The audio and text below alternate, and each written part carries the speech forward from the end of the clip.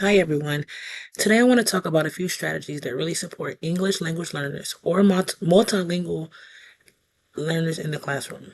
I'm going to focus on three things: scaffolding classroom discussions, using students' native languages as a resource, and best practices for teaching academic vocabulary.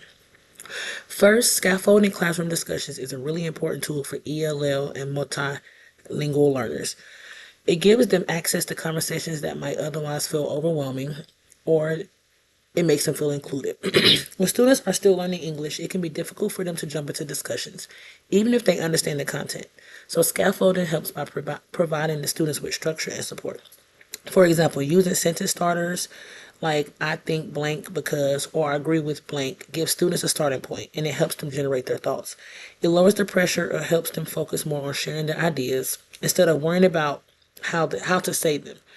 Over time, as students gain confidence, you can gradually move from those supports. One thing that I've noticed is that when students have these tools, they are much more willing to participate, and it lowers the behavior issues. It not only builds their skills, but it also strengthens their thinking because they are explaining and justifying their ideas independently. Next, using a student's native language as a classroom resource is another powerful tool. Instead of seeing a student's first language as a barrier, it should be seen as a strength.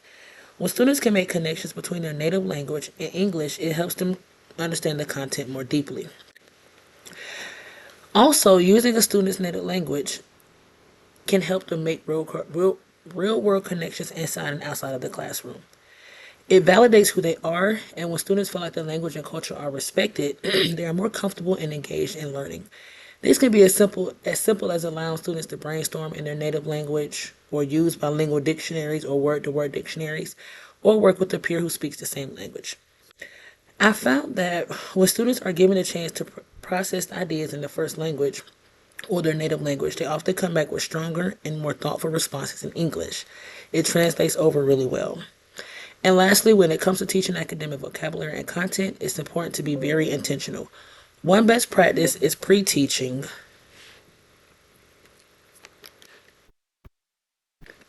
One best practice is pre-teaching the content before students encounter a lesson or a text. This gives them the foundation so that they are not lost when they see new terms.